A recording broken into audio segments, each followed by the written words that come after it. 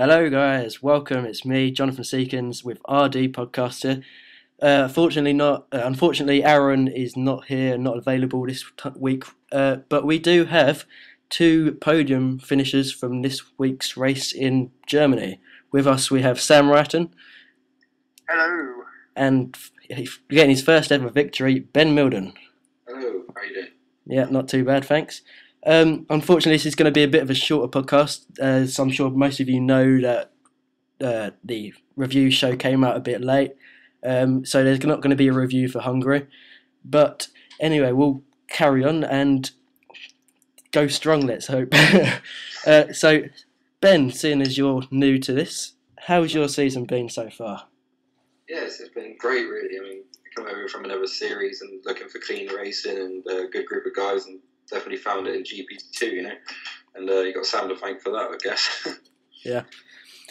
So obviously you've both had good races, so we'll look forward to that now as we go on to the F1 qualifying grids.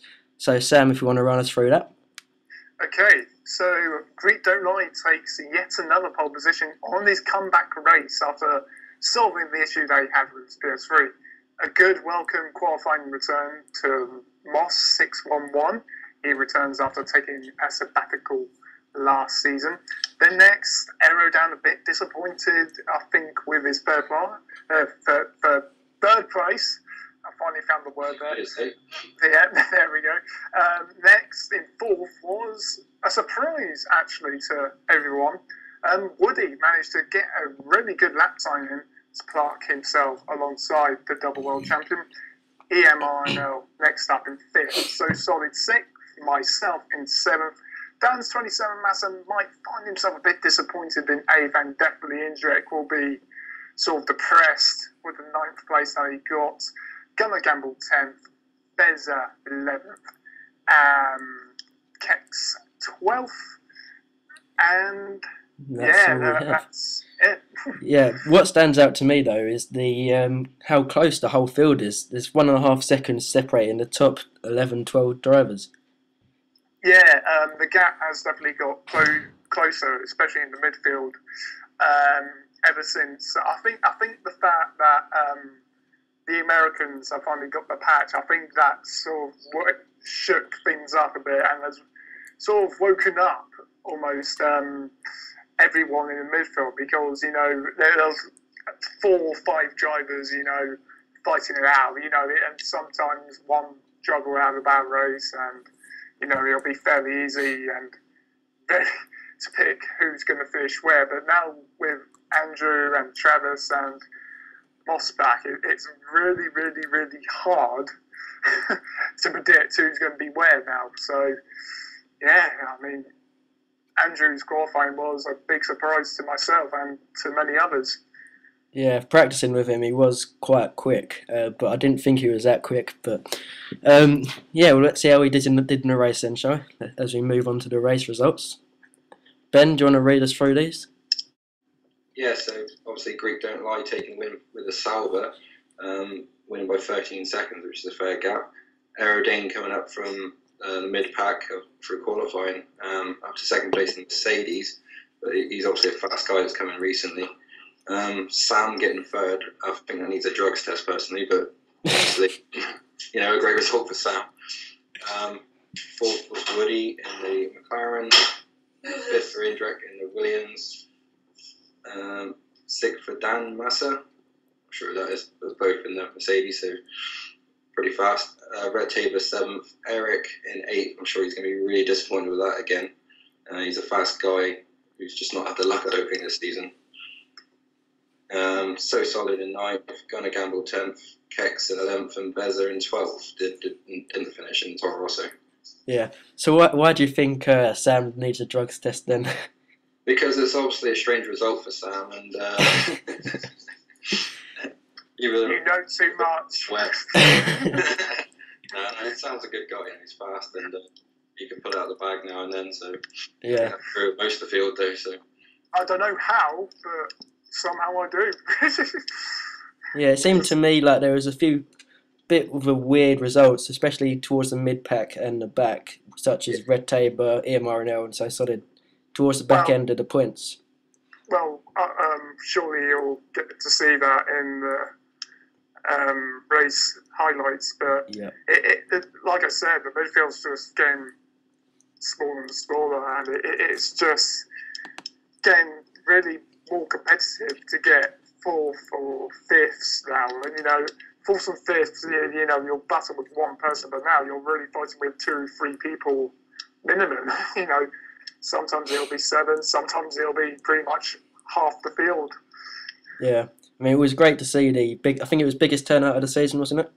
Yeah, it was. 14, 15 drivers. Yeah, unfortunately my teammate did disconnect a bit within the qualifying session, so at the start of the race there was 14, but definitely the highest grid in F1 so far this season. Yeah. So if we want to move on to the start now, Sam, do you want to take us on board with Woody? Okay, so here we go with Woody. Now this is a bit of crucial incident for my race because that happened. Now you saw there, he started moving to the left. Now that's natural for a driver because he's trying to gain as much speed through that first corner. The problem is, did he turn to the left too early? Now we're going to see from Eric's view what he really saw. He really got a terrific start here. He starts to be in fine form, but you saw the proximity arrows just suddenly sort of like zoomed off to the left. Now now we all know that Woody's turn was Andrew, shall I say, wasn't as vigorous as it showed with the proximity arrows there. So I think there was a slight hint of lag involved, but at the same time, I mean, this is a perfect view, I think. We're on board with myself, and you still see Eric move slightly to the right, as well as Andrew moving to the left. So it was just going to result in tears, and it resulted in that, and you saw me actually taking full advantage as well as Adam went wide there. But unfortunately, it was a bit of an incident involving me coming up. I think now, as you can see, I'm on +9 on fuel load, and I misjudged my braking, and I'm not so sure if on Dan's screen that was a collision or not, but anyhow, invisible boxes for the win. Anyway, okay, I haven't seen that actually, but I think that was a bit too aggressive from Indrek. I'm not so sure. Yeah. It could be lag. I think it probably was a bit, but because it looked like Indrek turned his wheel a bit to the right, but not that much. I think it was a pretty similar incident to Eric's and Woody's. But annoyingly, Indrek's footage would only allow me the first 5 laps. So and it was a pretty interesting race from what I saw. So it was a bit annoying, but hey ho. So we're on board with you again, Sam. You and Beza this time. And Woody will be joining in a bit later. Now, this will shut the GP2 guys up about Silverstone now, because this battle, it lasted a long time. It knackered me. These few. Well, it wasn't fury. It lasted for a good 20 laps actually. Yeah. These duels, and you see there, just me and Darren. We have great respect for each other because we developed at roughly the same pace. That's why we're fierce rivals, if you like. But then, unfortunately, our squabbling allowed Andrew here to catch up, and we soon got past Darren. But then Darren, the following lap, got past him. But at the same time, though, this was weird. Us three were catching up to Adam, who was in front of me. Now, it was a good battle because we were fighting for position, but at the same time we were gaining time with people in front. I made a mistake there going wide, but as you can see here, DRS on Darren. I was actually quite impressed with this move because we were side by side, and I think it all credit is due to Darren actually, to be honest, because he could have easily just go, no, I'm not letting you through, and just force me wide. So I think that was more Darren giving me the room to do that move more than me making it. But here, once again, me and Darren just giving each other space once again. And, people still criticising that you can't race wheel to wheel. And I'm just like, you can. Here's proof. Here's proof of it. Even though there are invisible boxes around, etc., etc., you can still race wheel to wheel. As you can see here, actually, Andrew got past Darren, but Darren still hasn't made his pit stop at that time, and he soon pitted at the end of that lap. But as you can see here, Andrew was just on fire in the race. I mean, he was a hell of a lot quicker than I was, but I think he was plagued with...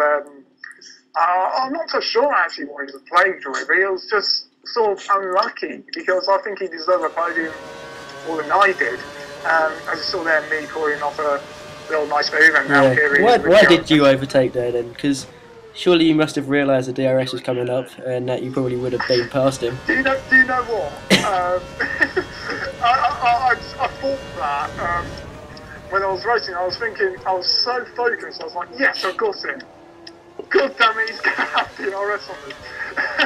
Yeah. So that didn't go well, to be honest. But as you can see here, yet again, wheel-to-wheel action between myself and Woody.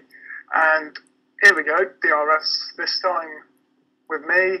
And this was actually the first move that I think I completed it on the inside. No, I didn't. I think he got curves, yeah, he had more curves than I did. And I'm not sure why he cut the whole corner there, but it was just such a great battle, and it's one of the best battles so far this season. Yep, so we've got, after the race, we got a little interview with Dimmy, the Greek Don't Lie, the race winner. So Ben, do you want to tell us what he said and your opinions on it? Yeah, sure. So basically what Dimmy said was, best race for me so far as I was able to outrace the mighty Dane, or Dan, this time proving I can win even with him and Musa in the driver lineup. So what do you think about that? Do you reckon he was rather happy with himself? I think we can safely say he poured himself a cold beer after that race, yeah. Yeah. He enjoyed it. Yeah, unfortunately, I don't think we got an interview from you, Sam. No, we didn't. No. But what was your opinion on the race then? Were you thoroughly chuffed as well? I'll tell you what, I was shattered after that race. I think you had a nice cold beer as well after it, did you? The difference between that podium and the podium that I got at Bahrain was that Bahrain, it was a comfortable second place. I didn't have to push for it. That podium, I had to literally it was down to like the last 5 laps. I had to really push because Andrew, full credit to him, he was he was going to catch me and surely pass me, but I think he made a mistake somewhere and dropped back a vital 2 seconds, which allowed me to comfortably drive my Marussia home to third place. I think what also was another factor in Dimmy and your pleasure, I suppose you could put it, is the calibre of drivers that are in it, because pretty much every driver was there this time. And although some of them got disconnected and didn't finish, you can still say it's probably the hardest race of the season in terms of the most drivers and everyone being so close to each other. Yeah, I mean, it was just such a hard race to do, like I said, and I was a bit disappointed that Eric and Andrew did have their instinct at the start, because especially with Darren, I think if Darren didn't cock up his strategy at the start, I think he would have been up there. I know he was unwell for that race, but I think he would have been up there. I think Eric would have stormed away and would have been with the top 3.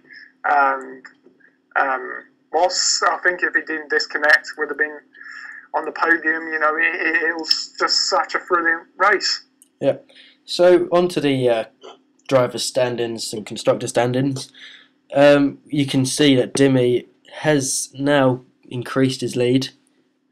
Bojan, from a poor weekend for his standards, really gained 6 points, but dropped back on quite a lot of points on Dimmy this week. Darren in P3 didn't finish.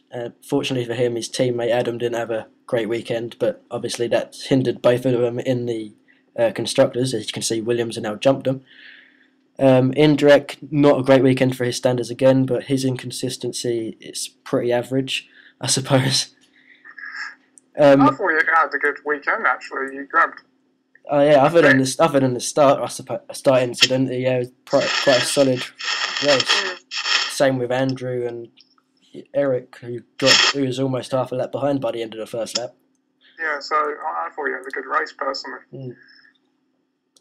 So yeah, Eric in P6. Mark didn't finish. First race he hasn't finished all season. But he's still in P7. Sam, you've moved up, I think. No, you haven't. I'm still in flipping 8. It's better than me, so don't worry. But guys, there is bits of the innuendo in this. 69. You said Virgin. that before. Yeah. Virgin 69, yeah. You wish, Sam, you wish. Right, so Dan Hall in P9, closing the gap to you by 3 points. Flavio in P10, not scoring this weekend. Dean in P11, only 1 point. Travis clocking up a few more points, moved up to 12th, I think. I think he was. No, I think he was already there. Yeah. And Andrew in P13. His first race is finished, actually, I think. No, so, yeah, because you didn't finish in Canada, Monaco, did it? No, he didn't. So well done to Andrew for finishing. No, not just that, but he did put in a decent performance, like I said. That's what I'm saying. To beat me, so full credit to him. He deserved the podium more than I did, but things happen, unfortunately. Yeah, and onto the constructors. It's very interesting to see who's going to actually win the constructors. Now we've got Mercedes. They've probably got arguably the best team in the grid. Maybe Sauber a bit on top of that, but no, I would say Sauber, to be honest. Yeah, but with double world champion and Travis, who's always challenging for podiums. Yeah, but I think Mercedes. I think they're a bit too far back to challenge for first. Maybe a third. A third's achievable. Yeah. But I wouldn't say they will win it this season. Sauber for me are going to come back, and if Bojan, Darren, Adam, and Indra keep on being really inconsistent and down the results, then we could see a shock surprise in Sauber winning the constructors this season. Yeah, I mean, there's 43 points I think there is available in one weekend for a team, and if they get first and second in the next 2 races, and Williams and Toro Rosso don't score at all, they'll be above them already. So it's not that big a difference if you look at it in that perspective. Yeah, I don't think Ferrari are strong enough to challenge them, unfortunately. McLaren, same again. Marussia Alva are going to win it. Oh yeah, sure, yeah. Yeah, Dean. However, Dean. New breaking news, which is for next week's episode, I suppose, that about Lotus. So we will keep an eye on that story as it develops. But if we want to move on to GP2 now, and a pole lap from Ollie. So Ben, if you want to take us on the lap. Yeah, so he's entering the first corner. He's carrying a lot of speed into the first corner, running wide over the curb, not too far because it will slow the car down. You've got to pick the right braking point for this corner, which is probably one of the hardest corners on the track. Keep it tight like Ollie's done there, it's brilliant. Hold it tight on this left-hander, and then it's all about the run onto the straight, which I could say he's carrying the speed, doing really well. Using up just over half his cars, DRS wide open, and then just basically thinking about the hairpin. You think, where am I going to brake? And he's got it absolutely spot on there. Well, a little bit wide actually, sorry. And then carrying the DRS wide open again, a bit more curves, and then picking a line for this fast right-hander, which is just easy, into this other technical braking point for this left-hander down into second gear, Next corner is all about when you can open your DRS, which is about halfway around the corner. And then takes a great line into there. That was a great line there. After I saw that in the week, I thought that was a brilliant line. I have to remember that one. Second gear into the Sachs curve, and then these last technical right-left chicane into probably the hardest corner actually, which is this corner. If you go over the curb, you've had it. And again over the curb on the last corner, across the line, and absolutely blitzes everyone yet again. Yeah, so, but if you looked carefully on that lap, you could see it was actually starting to rain. So yeah, it was. Yeah. Did you go out in the dry, or did you get a wet lap? Basically, you had one lap and one lap only to get your lap in, and if you didn't, then it was like tough luck. Really, you're starting at the back. I managed to get a pretty decent lap in. I made a slight mistake, but I was on prime, so it obviously made it a lot harder. Yeah, so we'll just move. Unfortunately, no one actually recorded the quali grid, so I just typed it in. So yeah, if you want to go through it, Ben.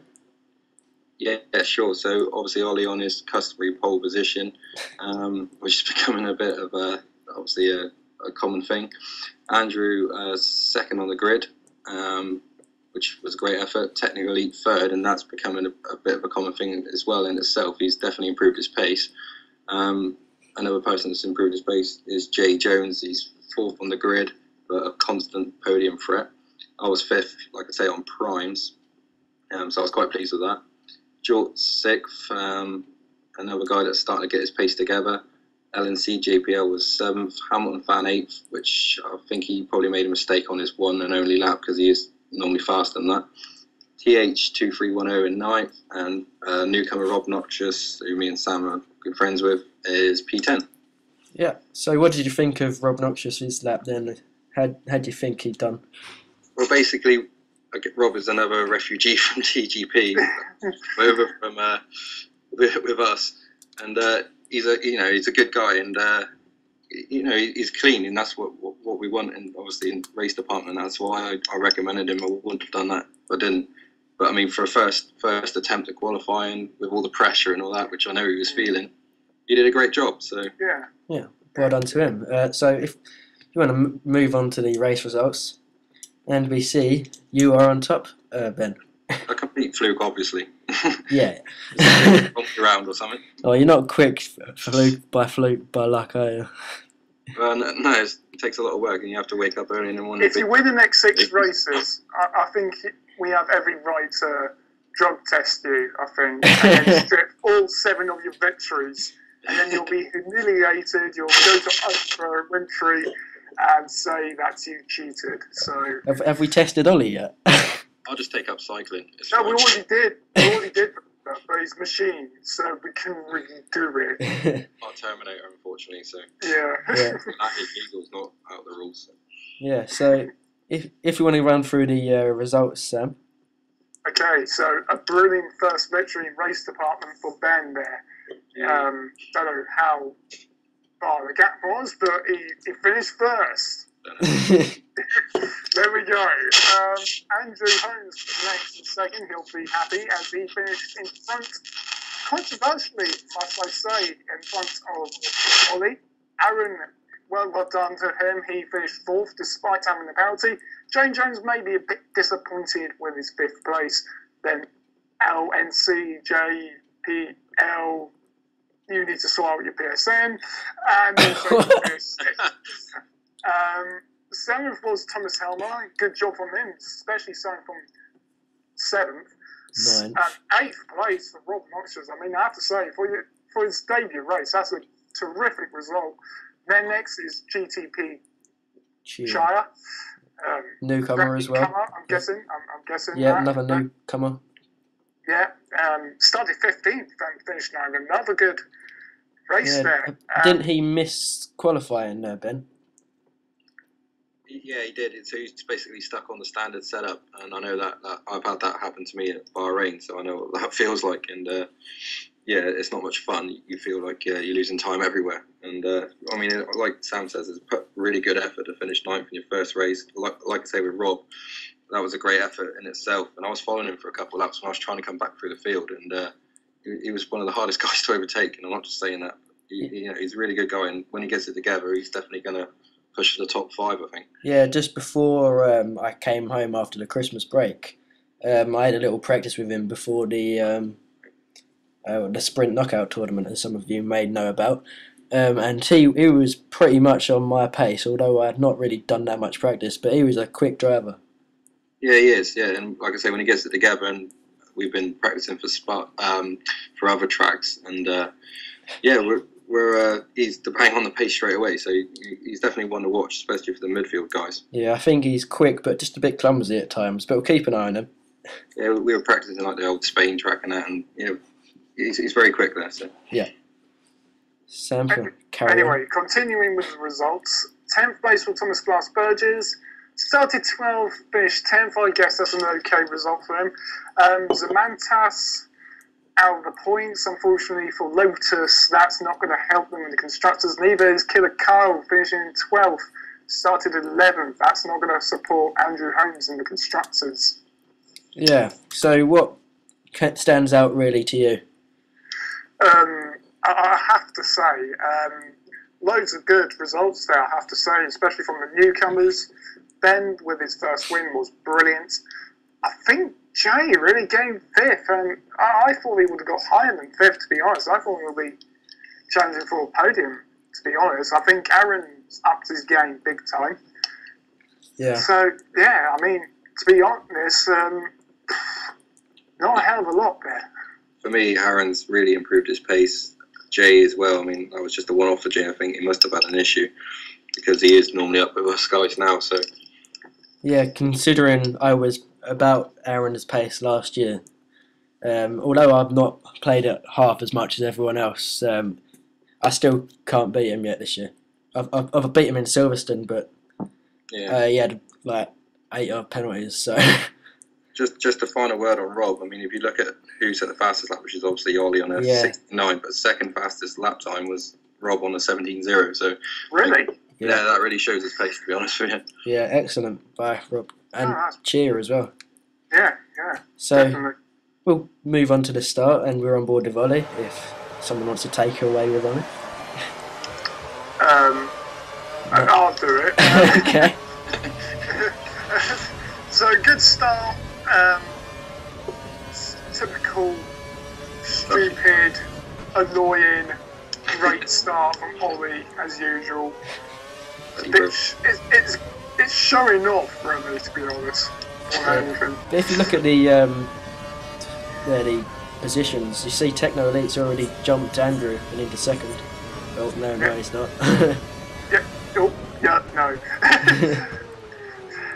Going into the hairpin, however, alright, that was a bit cautious there from Ollie.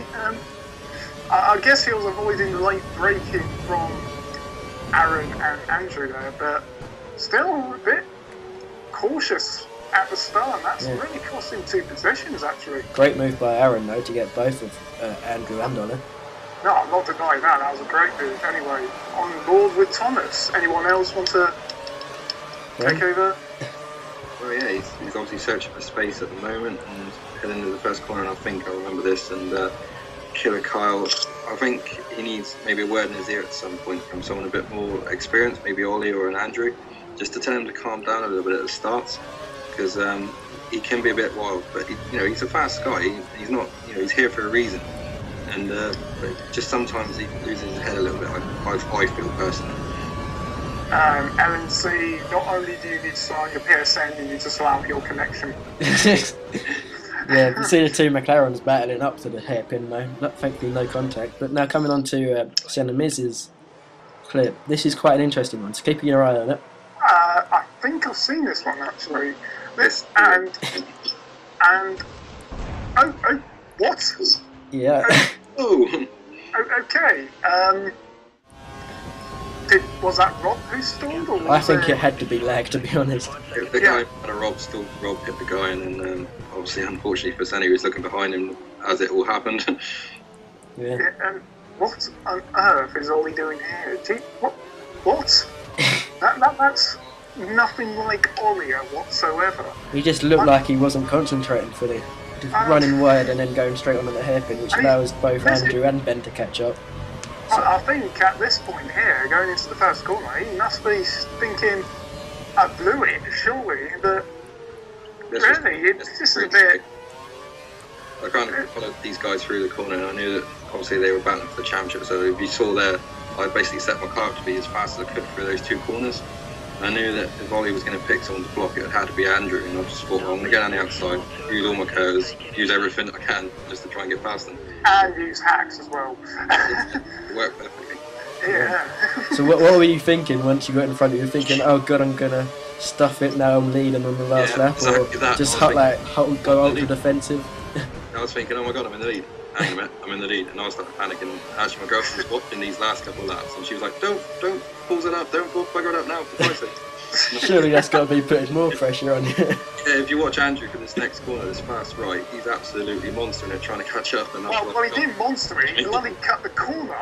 He was trying everything, you know, and I'm just like, oh no. And I kept looking back and I thought, if I can just get to this stage here, then I've probably got it won, you know. Yeah. But then obviously this happens with Andrew and Ollie, which Sam will probably talk you through. I mean, I have no idea. It's just, I'm not sure if Andrew half spun it. It just looked like lag, personally. Yeah, I think it was probably lag. I mean, Andrew ran a bit wide. Yeah, there was a bit of lag, maybe. Yeah, I'm not really too sure, to be honest. Racing in between the 2 guys, really, it's nothing. Yeah, but nothing happened anyway. Andrew finished in front, and Ollie still finished third with that penalty. So it didn't really make much of a difference. But on to the post-race interviews, Ben. This is what you said. I can't even remember. Yeah, what can I say? But I'm so happy. Race started as so many have this season. I was P5 and following the leaders. And halfway around, when the steering wheel power plug came out, demoted me to 12th. Yeah, I remember that now. Then at 3, I was caught up in a McLaren spin, and yeah, that was George. He accidentally half spun into the side of me, which put me in the barrier, and I was last. I almost rage quitted, but thought I might at least get a point. Simply put, from that moment on, I drove beautifully, setting consistently fast laps, but never imagined I could win. Caught Andrew and Ollie. Ollie spun at the hairpin. On the last lap, they started fighting, for which I took advantage and passed them both under the DRS. Held on despite warn options to take my first win. Yeah, so it sounds like your first few laps were pretty awful. Oh, it was chaos. I passed our friend Rob about 3-4 times, just coming back through, and every time I make a mistake or someone would spin in front of me, and yeah, it was chaos. I was last, like, pretty much, other than Glove. I think Glove Pup was behind me because he broke his wing on the first lap. So all right. So we got Ben. No, this is during that interview. Ben, Sam came running over, jumped on you. I wish he'd stop doing that. Yeah. You see, what can I say? Yeah. I'm just a virgin. Oh my God. Yeah, you can see just from that comment that you were both so happy with how your races went. No, I mean, me and Ben have been racing together for over a year now. It's coming up to 2 years. Jesus Christ. So we had so much respect for each other, and we really want to be teammates because, surprisingly enough, me and him, throughout the whole year that me and him were in the same league, we just never got round to being teammates. Yeah. Like 11 seasons, and we haven't. And 11 seasons of the league, which were like 20% races and that lot. And we just never got round to being teammates. We said, oh yeah, we'll do it this season, and then something will happen. Yeah, I suppose it is just luck of the draw, though, isn't it? Yeah. Well, in the league we did, you get to choose who you're with. Oh, right. It was literally like, Ben, should we do it this season? Sorry, Sam, I'm with such and such. I'm not that type of boy. You have to buy me dinner first. That's what I said. Yeah, and finally got through, and we were set to be teammates, but then I fell out with the league we were in, and here we are now. Yeah. Just beautiful, isn't it? So, do you want to read out Andrew's comments, Sam? Right, hold on. I'm still on my comments. I shall get on to Andrew's. There we go. That was absolutely depressing. I'm joking. That was absolutely amazing. Greatest race I've ever experienced. Although I didn't win, that was undoubtedly the best race I've had all season. A great time. Me versus Aaron was amazing. Lap after lap, just undercutting each other. But the mother of all battles, I'm just reading the back here. Why do you do that? Just put mother of all battles. Jesus Christ. Was the only final 2 laps. Me versus Ben and me versus Ben and Nori. Good English there. 3 abreast into turn 5 and 6. Fantastic. Great job, Ben, mate. Absolutely ecstatic for you, mate. With Ollie P3 and Techno P4, a great weekend. Let's hope Hungary goes the same. Yeah, so you can tell that everyone, well, I suppose everyone, was pretty pleased with how the weekend went. You see that best race he's been in, Andy reckons. So clearly it was one of the best to be in, even if everyone was saying Silverstone was. I think it was just because it was different, it was a different result and different people at the front. I mean, Ollie threw it away in a way because he was going to win, let's face it. But obviously it was just a mixed up result, and I don't know, it's just everyone felt it was different, I guess. Yeah, but if we look at Ollie's interview after, you can see he got a good start, but like the practice races, he was slow on heavy fuel, and he eventually got past Aaron and Andrew and clawed out a big lead.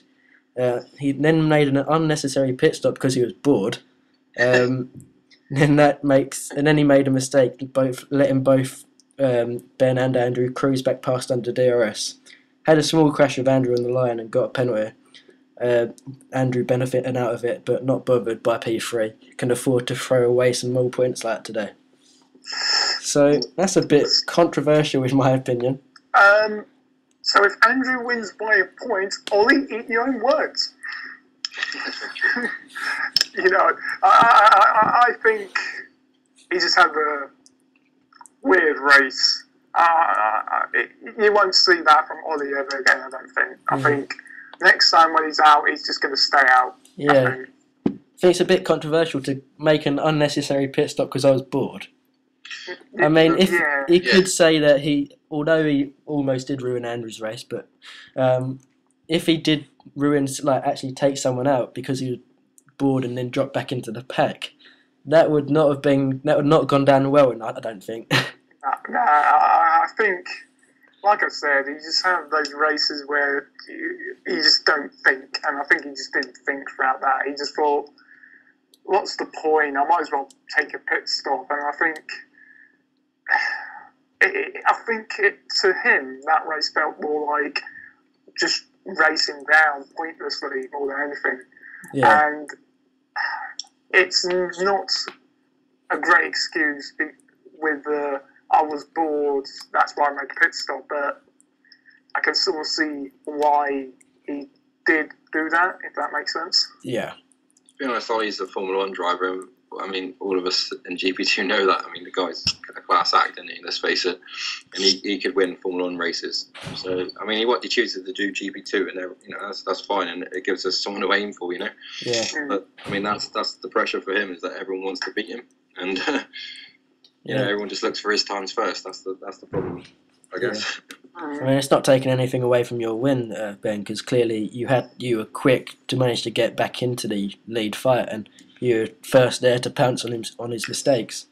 Yeah, but I'm under no illusions. Like, if he didn't make any mistakes, he didn't make the pit stop, he would have won by about 20 seconds. I think his lead, 22 seconds he had the lead at the time. Yeah, something like that. But it's up to Ollie how he drives at the end of the day. I mean, it's his race, and like I say, as long as he's not hitting any people off the track, which he would never do anyway, because it's not his style. Yeah. It's entirely up to him, really. But I would say if he's bored, then maybe he needs a new challenge.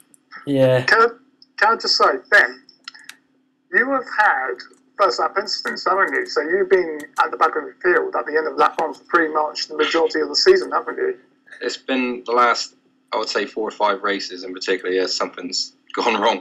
I mean, Silverstone got spun around. That was a racing incident without doubt. But it's happened in a few races. I mean, that just shows the pace that you got. Yeah, great work, Ben. But unfortunately, we have to start to wrap it up now, and we'll finish off with the championship standings for GP2. So, Ben, if you want to run us through them. Yeah, sure. So Ollie Peacock's still out front with a fair lead. And I don't think he's going to be caught, I don't think, before the end of the season. Andrew can try. He'll be his closest rival. He's obviously second. Myself in third, and Jay Jones fourth, Aaron Wilkinson fifth. Yeah, so I mean, those are normally the top 5 finishers anyway. So yeah, I mean, occasionally we see an appearance from Joe or Sam when Sam turns up. But I think it's quite an interesting top 5 pre. Relatively close on speed. Obviously, Ollie's in another league, but quite occasionally the top 5 do make inroads to the lead. But then a week later, Ollie goes and demolishes the field again. Yeah, he gives you hope and then he takes that away. Yeah, knocks you back down. And proves he's a robot again. Yeah. But Joe's been very consistent in P7 with quite a few 8-point finishers. Yeah, that's fair. He's there's another guy that you see battling for the top 5 as well. But like I say, normally it's those 5 guys now are starting to set a trend where they're up there and battling. So yeah, I think next year will probably be Joe's year. Like big improvements from when he joined in Bahrain already. So I think Joe's year will be next season. Sam, what do you think about championship standings? Well, I think loads and loads of DNSs along the ball, but most of them have joined halfway through the season. I think the surprise for me is Mansas being all the way down to 15, but I was expecting him to be slightly higher up, and same goes for Jort. Also you, Jonathan, somehow you holding on to 11th. Yeah, it's that P4 and Silverstone just keeping me up there. that's right, that double points. Yeah, I was pleased with that. Yeah, but I think that's probably about it for this episode. Do you have anything else you want to say, guys? Well, just on Mantas, I think I spoke to him personally, and I think he's looking to improve his pace, and I think the upcoming races will show that he's got a bit more pace than he's shown in the last couple of races. Yeah, he's eager to improve, so I'm pretty sure he's going to improve. Yeah, but I think that'll wrap it up now. So thanks very much for watching, guys. I hope you enjoyed. And please like and subscribe if you haven't already. It's much appreciated. Yeah, thanks, and thanks very much, Sam and Ben, for joining us. Hope you enjoyed it. No problem, it was brilliant. Yeah, Sam. Yeah, another good podcast. Yeah, well soon, Sam. Yeah, thank you, I will. I'll probably, though, pass my bug onto half the field, through my video, so I think you need to be more concerned about them than me, to be honest. Well, that explains your third place. Yeah, exactly. Right, so thanks very much, and we'll see you next week. Bye. Cheers. See ya.